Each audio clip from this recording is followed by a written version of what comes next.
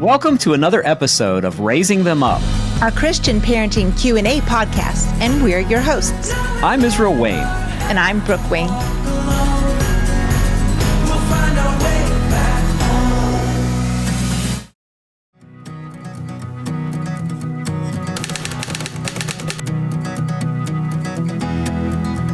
Welcome back to another episode of the Raising Them Up podcast. We are so grateful for those of you who have been listening to this podcast and inviting your friends, and we hope that you'll continue to do that. We want to answer your parenting questions in the show, and we would love to have you submit a question so that we can consider it for a future episode. You can do that by emailing raisingthemup@generations.org, raisingthemup@generations.org, or calling 1-800-223-6567, 1-800-223-6567. And to launch our show today, what is our first parent question? Yeah, so we received this question. How do you explain your reasons to your preteen about why you don't do sleepovers without sounding too overprotective, nor dismissive, nor not trusting them?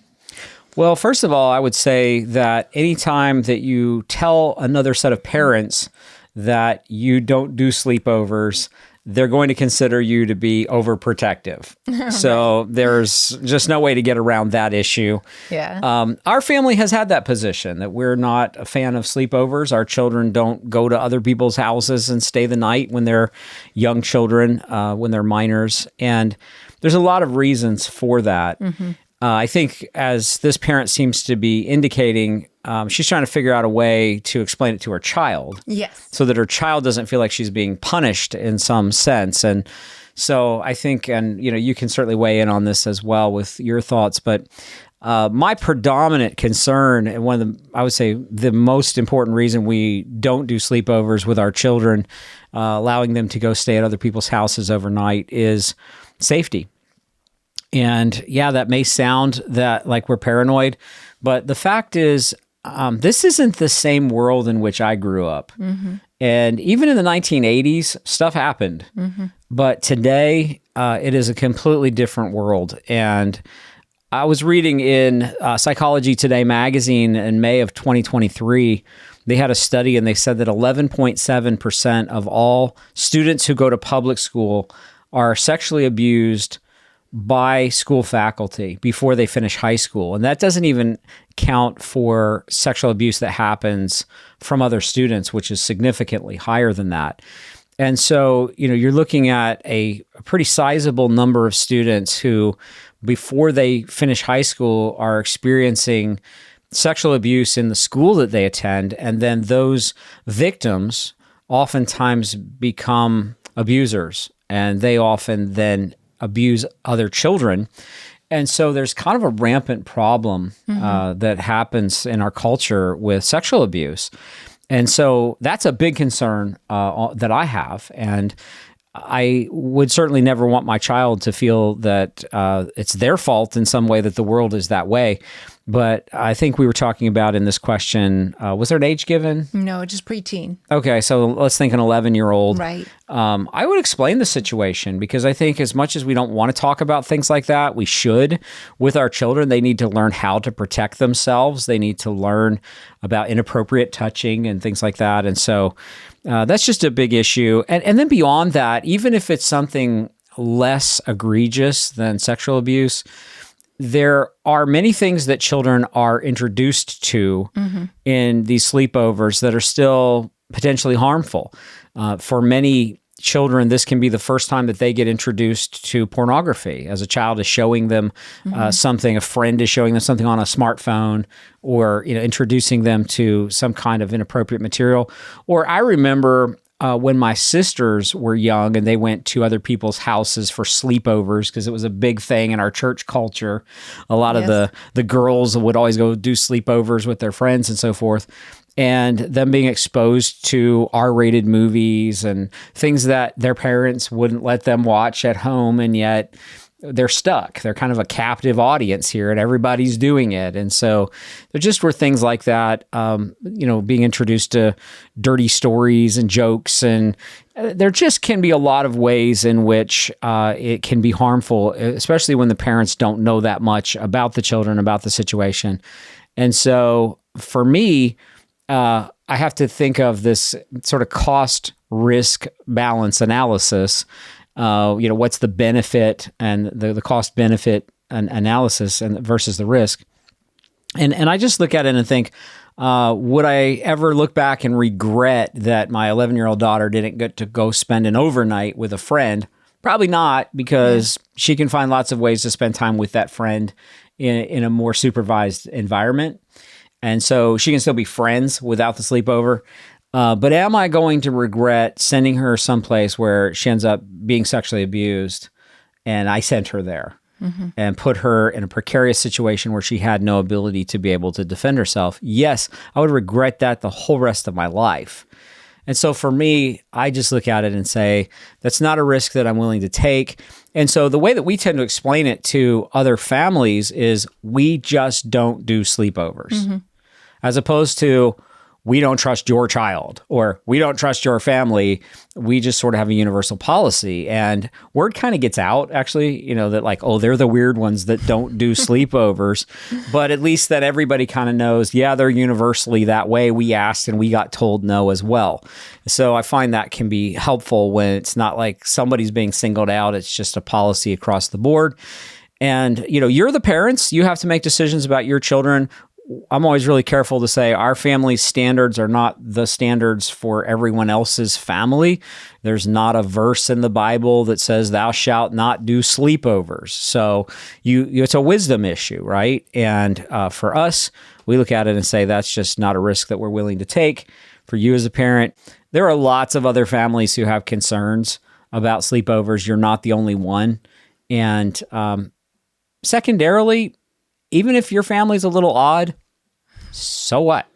Like, it's better, I think, for our family to be a little odd and have children who grow up with innocence than victimized. And so I'm okay with somebody thinking I'm a little overprotective.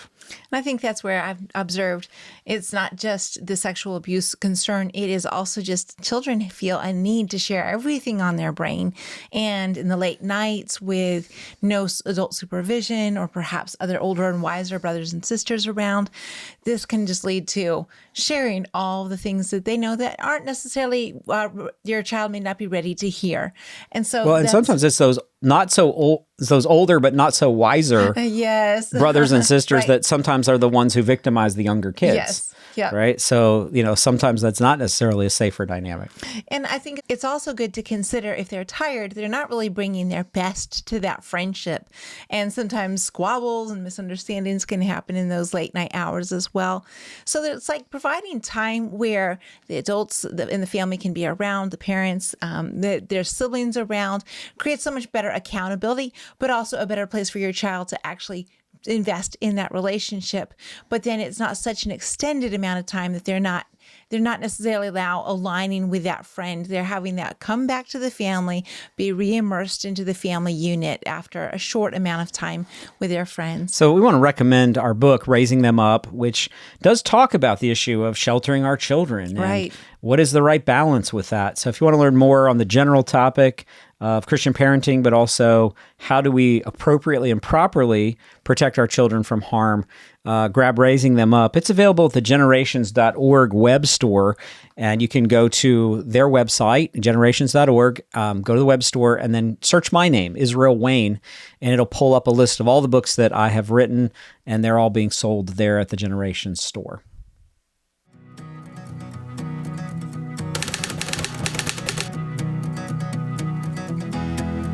So our next question from a listener is... So this is a very difficult question. A woman wrote in saying, I'm grappling with a sensitive issue in my marriage and would deeply appreciate biblical wisdom and advice. Is it common for a Christian husband to struggle with the temptation of viewing pornography? How can we address this in a way that honors God and strengthens our marriage? Well, I think in the first question, is it common for men to struggle with pornography? The answer would be a definitive yes. And our culture has made pornography so much more accessible than it was when I was growing up in the 80s. It was a very different time and a different culture.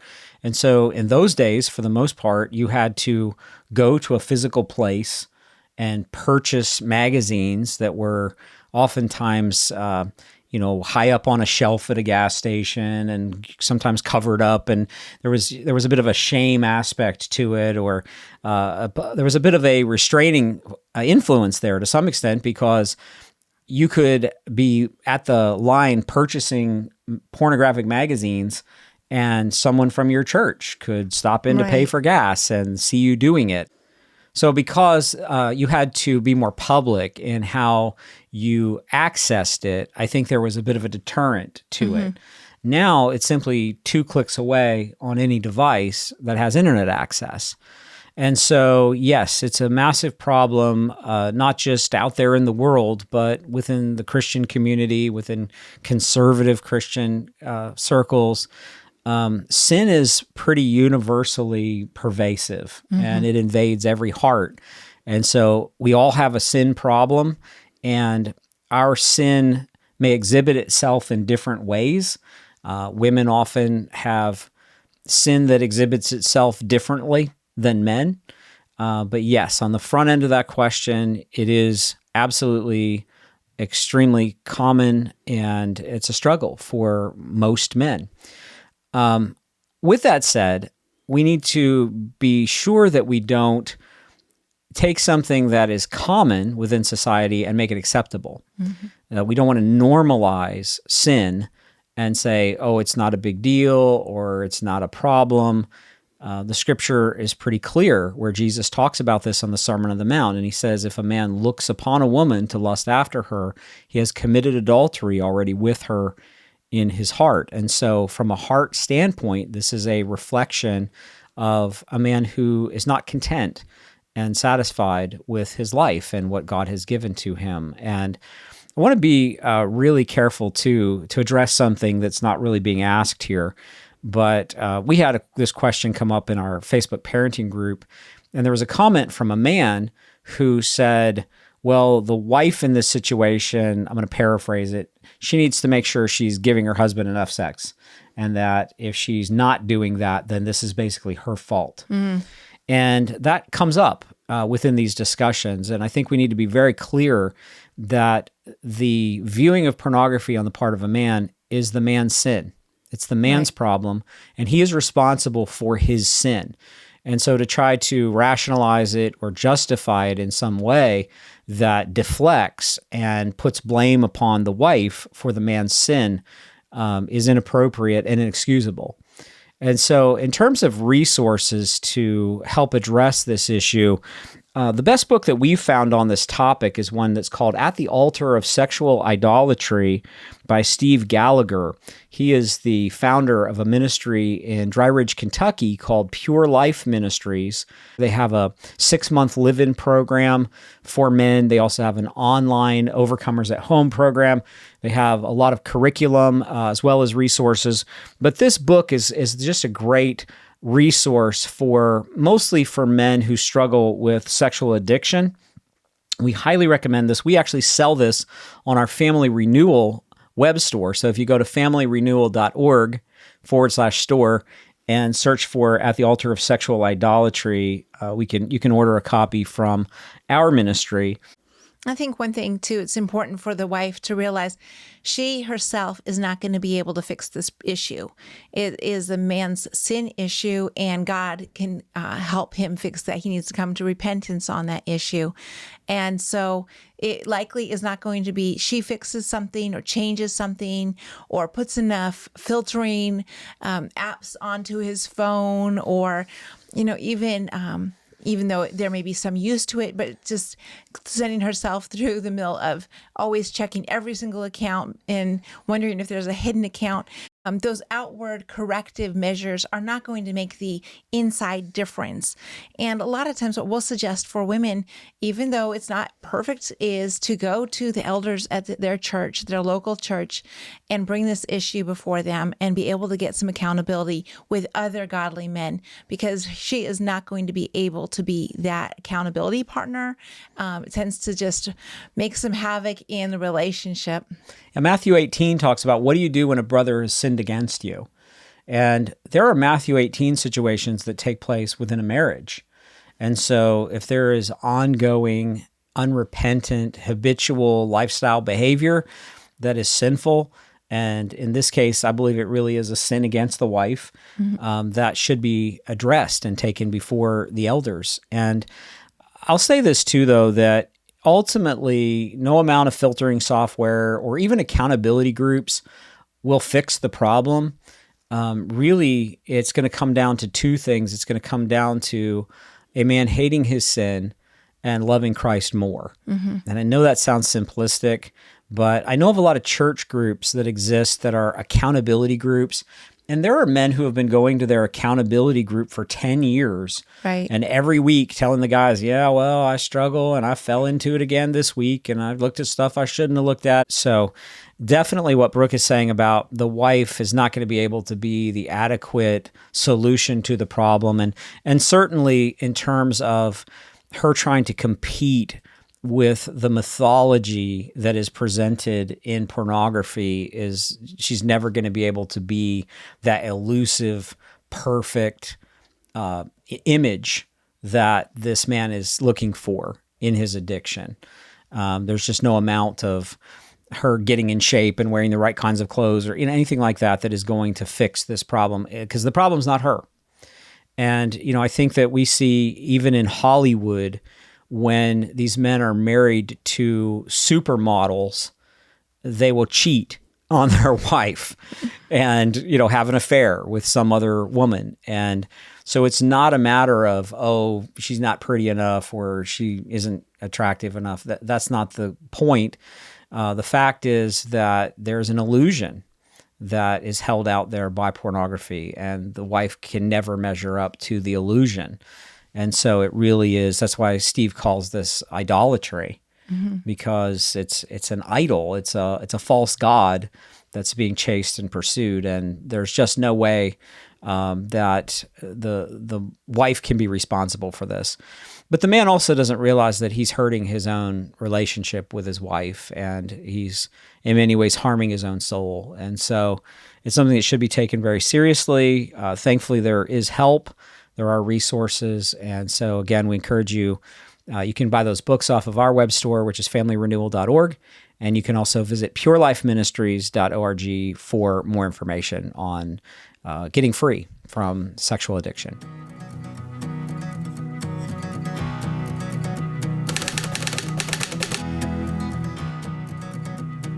Our final question for this podcast from a listener is... So we have this question. I'm in need of parenting advice. I have an injury that has made me not able to bend or lift anything or drive around for 2 months. I've always tried to model and teach my kids to help others, but they do not want to help me do anything. On days I am alone with them, they refuse to help to do things by just saying no. I have been intentional to not put too much on their shoulders. Things I've asked for help with include loading and unloading the washer and helping with general cleanup in their rooms, our living room, and our kitchen.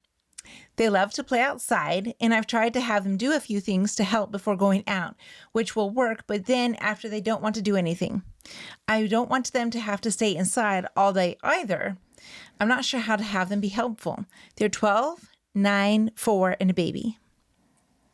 Well, I have some thoughts on this, but I'm going to initially throw this to you and see what your initial response is. Well, I can relate in some ways, even though I've had fairly easy pregnancies as life has gone. I've had plenty of times when I've been laid up, so I've had lots of time to think on this through the years. So I think the first thing I would like to say is parents need to have a different perspective themselves. And you can kind of see how, as parents, we like to provide for our children. We're eager to do the work. We look at the household management as moms as our responsibility, which is all good and fine and right. And yet, we get to a point where we need to call up our children to actually participate and have some responsibility within the function of the home unit also. It's not just the mom doing it all. And I know as a young mom, I looked at, well, I'm going to ask my children to do this. And as adults, from adult to adult, we ask someone else to do something. And it's kind of seen as a polite way of mentioning it without sounding domineering or controlling or all those things that we definitely don't want to be. And yet there's a guidance that we need to give to our children, calling them to obedience, especially as very young children, that we don't ask our children to help. We don't ask them if they want to do a job. Instead, we require it of them in a reasonable measure, and not, taking over their whole day or anything, but just in a reasonable measure that they need to also serve. I often say it takes the whole family giving and participating to make the whole family function, even our little ones. We're not just doing this to help us in the inconvenient times and to make it life easier for us. And it's so funny when our children think that mom doesn't have any chores. And I laugh and smile and go, oh, they have no idea. Don't they see me running around doing all kinds of things? But sometimes as managers of our home, it's more of a directive and doing the challenging things like paying the bills or something that our children don't see. For our children's sake, we need to be leading them in learning how to do chores so they can grow up to know how to cook, how to clean, how to take care of things, because that's a gift that we give them to help them function as adults. So I would say to this particular situation, taking away those words of please, if we're not asking, we're telling. We take away words like please or ask or when you want to or when you will. And we just start using words of next, you will be folding this laundry basket. It doesn't mean it's all dull. It doesn't mean we make it all just a hardship or something. There can be lots of ways of adding in timers and let's see who can sort the socks the fastest and put them away, or doing it with music, or doing it with a read aloud is even better. Making sure that we add creative elements into the day, such as I would like you to go out and pick flowers for the table, so we have something beautiful to look at. That can be a way that we're directing our children in delightful things that fill the home with beauty and with creativity, as well as just the regular things of putting away the laundry. Yeah, and I think one thing too is she says that children like to go outside and they like to play, and so they have fun things that they like to do. But I think we need to present to our children not so much, here's a list of chores. I'm rethinking this myself. This is something that recently I've been thinking about. But posing it more as, here's an opportunity for you to serve your family. Mm-hmm. Rephrasing it. Yeah. Just because sometimes it's the mental shift that's important. And what we really want to cultivate in our children is you have an opportunity here to love and serve your family. Right. And to love and serve your mother who has had a surgery and she's needing to recover. And so this is a kindness that you can show to her. It's a way that you can show kindness to the rest of the family. And so this is a way that you can serve the Lord by serving your family. So rephrasing it, reframing it, I think can be helpful. But then also when someone has she's saying the children are saying no, right. Like we won't do this. I'm going to say two things. Number one, dad needs to get involved. That is a discipline situation that dad needs to be addressing. My book, Raising Them Up, Parenting for Christians, I have a whole section in here on why it's important for dads to take responsibility of the discipline of their children. And that authority that the father has innately is vital. And these behavioral issues are usually reflective of a father who is not taking responsibility for discipline in the home. Mm-hmm. When I hear a child telling his or her parent no, wow. To me, that's an indication dad is not fulfilling his role in the discipline.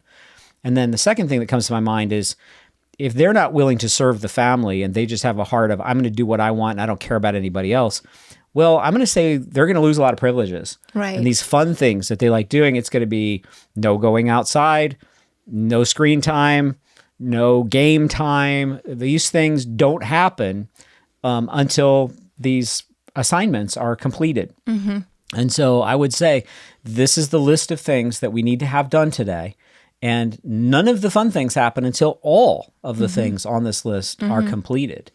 And so when they're being rewarded with nothing bad happens to me and I still get to go have all the fun that I want and tell my mother no and be disrespectful, yeah, that's a problem. So I also was thinking how much, if I were in that situation, I would be angry and frustrated with my children, particularly if discipline has not been implemented appropriately in the home. And so our book, Pitching a Fit, Overcoming Angry and Stressed Out Parenting, would be a good one for the mom in this situation to read. I think you'd find a lot of things that would help you to be able to not respond to your children with frustration and anger, but to respond with calm, controlled authority, which is what really needs to be happening here. So a couple of verses then, as you're making a transition, realizing I need to teach my children to have a proper respect for authority here in the situation, but also for entering into, I have something that I need to give back here, not just, even as young children mooching off their parents. But we need to teach our children how to work diligently. Ecclesiastes 9:10, the first part of that verse says, whatever your hand finds to do, do it with all your might. This needs to become the lesson of the season for these children. 2 Thessalonians 3:12 also says, now such persons we command and encourage in the Lord Jesus Christ to do their work quietly and earn their own living. Or as my son recently said, Philippians 2:14 is probably mom's favorite verse. And I was like, oh yeah, I think it is. At least I say it a lot. Do all things without grumbling or disputing. That one's a big one. That's hard for children to learn. And yet this is where the rubber hits the road, so to speak, where we teach our children, how do you do all things without grumbling and complaining? So Generations has a great book called Proverbs. And I just want to point out that this would be a great book. It's kind of geared for ages 9+, fits right with this particular family's age group that they would be training. There's a whole chapter on the folly of laziness. And I just, taking the time to intentionally speak to these things, not in a grouchy, yelling, angry sort of way, but in an inspiring way to help our children see you have a calling on your life and it's to obey the scriptures and it's to serve God. It's to serve your family. Look at what the scriptures say and find those short 15-minute slots that you intentionally teach them.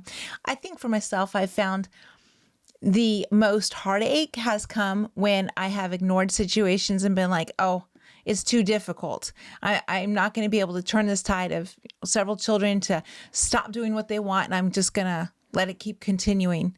But the most fruit has come when I'm intentional to grab a hold of the situation and speak to it from a biblical perspective, and then require the next step of obedience.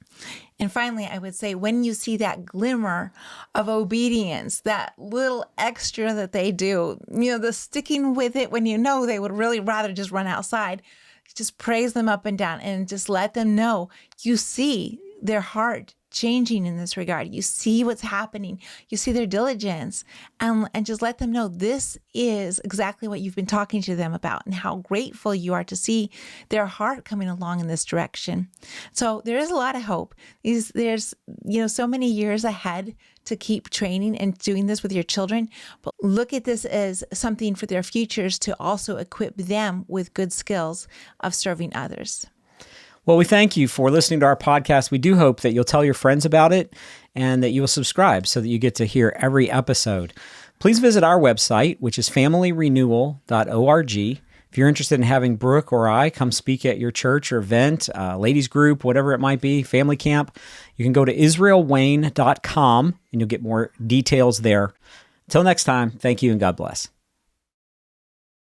This has been a production of the Generations Media Network. For more information, go to generations.org/media.